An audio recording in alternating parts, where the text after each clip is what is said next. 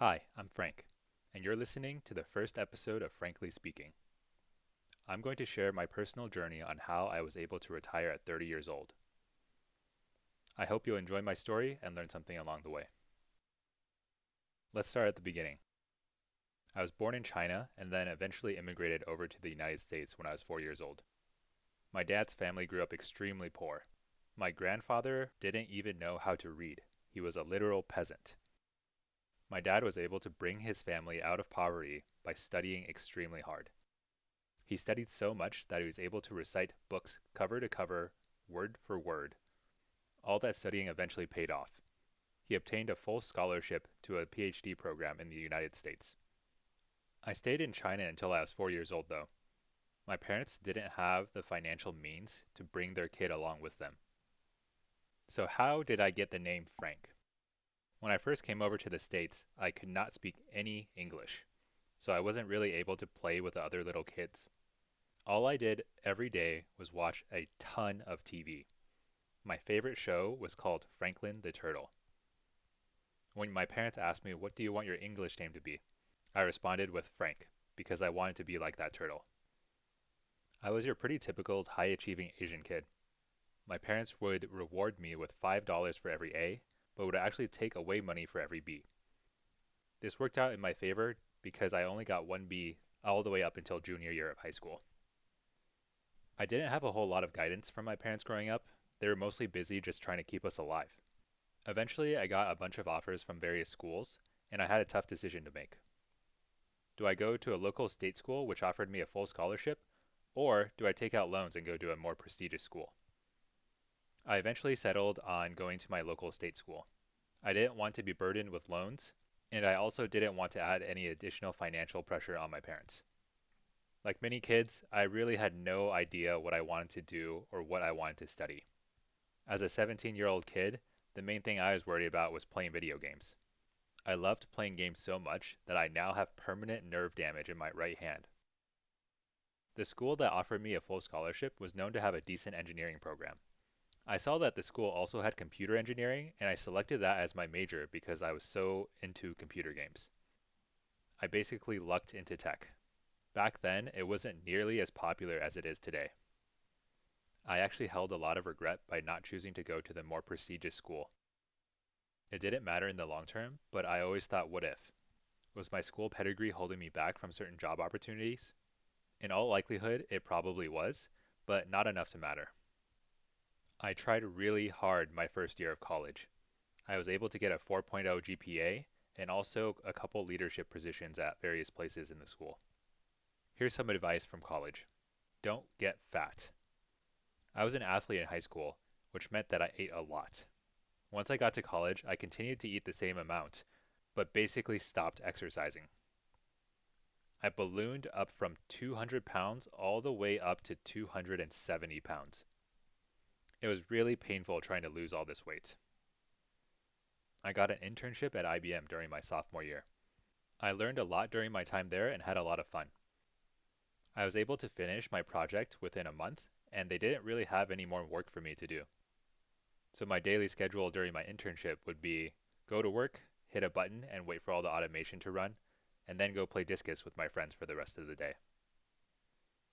After I went back to university, I started playing a game called League of Legends.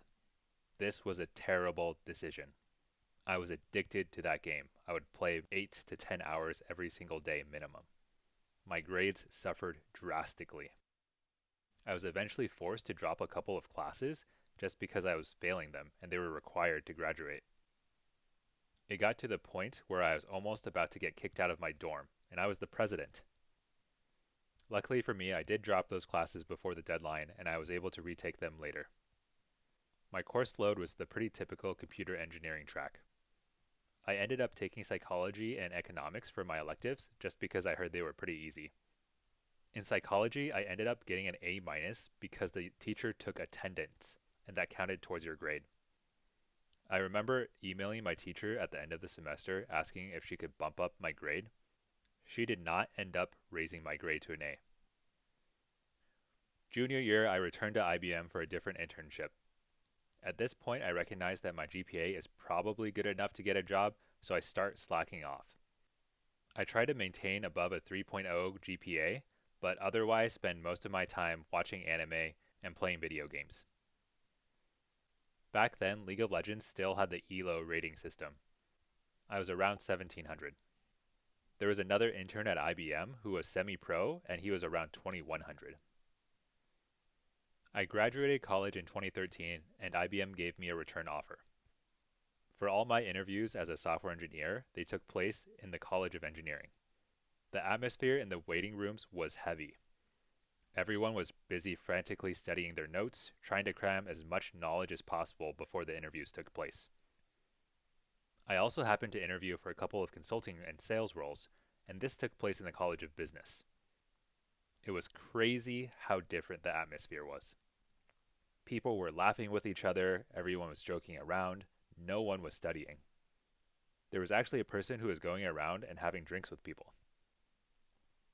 I received offers for tech sales positions, consultancies, and other software companies, but the IBM one sounded the most interesting. I was going to be a cloud engineer. IBM's final offer to me was $74,000 per year in base salary, and I negotiated a signing bonus of $4,000. They also paid for my entire relocation out to Boston. The job wasn't that hard. A typical day for me would be to go into work around 9 a.m., work for a couple hours, take a long lunch, and then leave early. So I just moved to a new city, no friends, no family, nothing to do. All I do every day is go to the gym. Luckily, we had an on-site gym at work, and so I would just work out for 2 hours every single day. I also started eating a lot more healthy. I would eat a banana and a couple of cashews for breakfast, whatever random food they had in the cafeteria for lunch, and then chicken and broccoli for dinner. I also got my wisdom teeth taken out during this time, and that helped me lose 10 pounds in 1 week just because I was in so much pain and I couldn't really eat anything.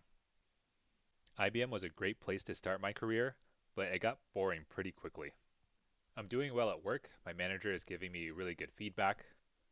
I was saving a ton of money during this time, and I'm generally very comfortable. It wasn't until my girlfriend got a job offer at Facebook in San Francisco that I started wondering if I should leave. On one hand, I had been getting good feedback at work from my manager, and I was expecting a promotion and a large raise. But on the other hand, my girlfriend is now moving out to SF, and SF is like the tech mecca of the world. It's full of amazing job opportunities, and I had always wanted to work there. I talked to my parents about potentially quitting my job, and obviously they are against it. They recommended that I take the safe path, keep my head down at work, and continue to earn money at IBM. Fast forward to performance reviews. I'm pretty excited because I'm expecting a raise and a promotion. I don't end up getting a promotion. My raise is 1.1%. Of course, I get the promotion and raise dangled over my head. They say, hey, wait another couple months, wait another half year, and we can talk again. I'm extremely frustrated at this point. In my mind, I was already ready to leave. What's funny is that once I actually got other job offers and told them I was leaving, they very readily offered me a substantial raise to stay. At that point, I kind of learned that my value to their company was worth a lot more than what they were paying me. And it also made me recognize how much you contribute at work is not correlated to the amount of money that you're making. Some of the more senior members of my team contributed a lot less, but were making a lot more money than me. Before I actually started my job search in earnest, I also dabbled in day trading. Wolf of Wall Street had just come out, and I thought, how hard could it be to trade full time? It seems so easy. You can pretty much imagine what happened next. I had some initial success with penny stocks. I was able to double $2,000 to $4,000. And then I got greedy. I started putting more money in. $15,000, then $30,000. You can kind of guess how this ends. I lost the majority of that money and got margin called by Fidelity. Fidelity actually did a study on who their most profitable traders are, and you'll be surprised at their results. It's basically people who forget about their account. 99% of day traders lose money. Maybe you'll be in that top 1%, but most likely you're not. Humans are extremely emotional, and we tend to buy and sell at the worst possible moments, which I had to learn the hard way.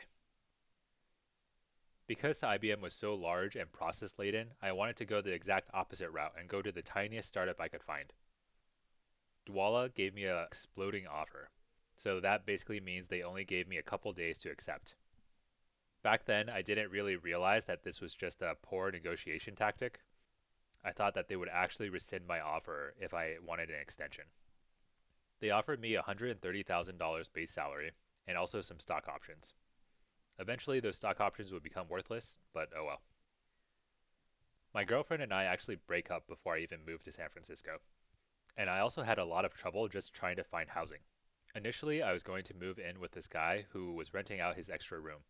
His parents helped him pay for a 2-bedroom condo, and he was looking to make a little extra cash. 2 weeks before I move out there, he tells me that he found someone else who was willing to pay a higher price for rent. So at this point, I'm scrambling because I'm about to move out there and I have nowhere to live. And this is how I met my crazy roommate. Let's call her Karen. Karen was a Forex trader at a large bank. She was an attractive young woman with a lot of attitude. I later learned that she was a pathological liar, but that didn't happen until much later. I found her listing on Airbnb originally, and we had a deal where I would move in for a month to see how it was, and then potentially sign a longer-term lease if things worked out. Moving to San Francisco was amazing for my career. Dwolla had really good technology. I was introduced to many modern programming concepts such as test-driven development, microservices, and AWS. Because there weren't that many engineers, I was given a lot of responsibility. It was the complete opposite of IBM. It had a modern tech stack and moved much more quickly. There was just one problem though. The company didn't make any money. The founder tried to raise money but was unsuccessful. I was only at Dwolla for less than 6 months before there were company layoffs. They offered a couple weeks of severance, and I was unemployed for roughly a month before my next job. That 1 month where I was not working though was actually extremely fun. I was going on a lot of dates, attending a lot of meetups, and just generally having a great time in SF. I wasn't worried about money at all because at that point I had saved up enough for rent. The job market was also extremely hot. I had dozens of interviews lined up within the week. I got several offers from various tech companies, but eventually decided to go with Credit Karma. Credit Karma looks like it had all the things that Dwolla did not. They were a bit further along, they had a lot of money. They were also part of Glassdoor's top 25 small and medium businesses to work for. And I knew I liked the whole startup vibe, so it seemed like the perfect choice. They offered me $155,000 in base salary with $100,000 in RSUs. They have since been acquired by Intuit, and the stocks are worth a lot more now. I'm given a ton more responsibility at Credit Karma, and I'm able to accomplish an amazing amount of work. Surprisingly, maybe not surprisingly, there's still a lot of politics even at these smaller companies. For example, there was this fitness app that we were forced to use for our health reimbursements. It was a really sketchy app, and it wouldn't even work half the time. Eventually, I found out it was because the current head of HR's husband owns the company. So I do a little bit of research into this company to see if it's legitimate. It turns out, not really. The only large customer that they have is Credit Karma. I saw the CEO in the lunchroom one day, and I decided to confront him about it. I first ease him into the conversation, asking about his kids, if he likes video games. He responds and asks how I'm liking it there so far. And that's when I hit him with the fitness app questions. You could tell he was pretty nervous during this time. He was wringing his hands. He said he would look into it, but it was obvious that he already knew about the issue. That HR person eventually got fired, but she just moved on to bigger and better things elsewhere. It did not affect her career at all. There's a thing called the Peter Principle, where you basically keep on getting promoted until you're no longer good at your job, and thus everyone becomes incompetent at a company. I would say it's even more extreme in Silicon Valley. Because the job market is so hot there, people basically just fail up. You get fired, but then you just get a promotion somewhere else. I had an amazing time at Credit Karma and loved working there in general. But then 2017 happens, and the whole crypto craze started. Bitcoin rose from $1,000 all the way up to $20,000 in the span of essentially 1 year. Ethereum went up from $50 to over $1,000, and Litecoin went up from $4 to over $400 at its peak. I'm still relatively young at this point, and I'm thinking, I can't afford to miss this. So I quit my job at Credit Karma. I worked on the project by myself for a couple months before I convinced my friends to join. The basic idea for the company was that we would tokenize equity. And I guess I was pretty convincing. I was telling them, this is the future. We need to get on this. We're going to become fabulously rich and change the world. At this point, crypto was not nearly as mainstream as it is today. We couldn't get any lawyers to work with us. We're a bunch of engineers, so in our minds we think, okay, we'll build this really cool product and people will just naturally come to use it. But obviously that's not what happened. After working together for several months, we have zero traction. The most interesting that happened during this time was we got a call with John McAfee as a potential investor. He did not invest. Not only did our startup fail to gain traction, but I'm also no longer friends with those co-founders. I don't care that our startup failed, but losing those friendships was pretty tough. At this point, I was in a pretty serious relationship, and we were looking to buy a house. San Francisco real estate was out of our budget, so we looked towards Chicago. Eventually, I got an offer at Grubhub, and they offered me around $200,000 in total comp. For those that don't know, most offers give you a lump sum of RSUs when you first join, and that typically vests over 4 years with a 1-year cliff. For retention purposes, you don't actually get any of your stock package unless you stay for 1 year. Grubhub stock went to all-time highs right when I hit my 1-year vesting period, so I ended the year with around $300,000 in total comp. Our rent was also pretty cheap. We had a 1-bedroom apartment that was decently sized, and it only cost us about $1,900 per month. There is a ton of great food in Chicago, and the summers are amazing. With the money made from selling that stock, we were looking to buy a house finally. But that year was also the year of the polar vortex. For those that don't know what that is, it's basically a certain set of climate conditions that causes extremely cold weather. They had warnings that you shouldn't go outside because it would damage your lungs. This event basically made us realize that we were not going to settle down in Chicago. At this point, we think maybe we want to go back to California, mainly because of the weather, but also because of the job opportunities. Even if the next role doesn't work out, I could easily find a new one. This time around, I basically breezed through all of my interviews. I have a lot of experience interviewing and negotiating jobs at this point. I initially got some offers from Bird and Wag, but they were relatively low, in the $200,000 range, even lower than what I was making at Grubhub at the time. Then I got an offer from Etsy in New York, which was around $250,000. I was also in the process of interviewing with Snapchat. At that point in time, I had never really considered even getting a FAANG job. On LinkedIn, I saw how my friends would be getting jobs at Google and Facebook and other top companies, and I'm thinking, wait, they're not any better than me, so clearly all I needed to do was either try harder or study more to get these jobs. The Netflix interviews were definitely the most intense set that I did during this time. There were actually 2 days of interviews. The first day was more technical. They asked me some system design questions and other technical related things. And then the second day was almost entirely behavioral. They ask you a ton of culture questions just to make sure you know what you're getting yourself into. Their offer came in way higher than everyone else. The total compensation package ended up being roughly around $500,000, which was just a crazy amount of money to me at that time. Netflix offers most of their compensation in cash, and they let you split it however you want in terms of getting their stock options. One of the things that drew me to the company besides the high compensation package was the work culture. Netflix believes in people over process. They want to move quickly and be agile. There's a common saying there called freedom and responsibility. You're given the freedom to make your own choices, but you're also expected to take responsibility if things go wrong. We've moved back to the Bay Area for Netflix, and it was honestly a great place to work. My wife also gets pregnant with our first child around this time. Netflix was pretty much my dream job. I had finally gotten into FAANG, and I'm making a ton of money.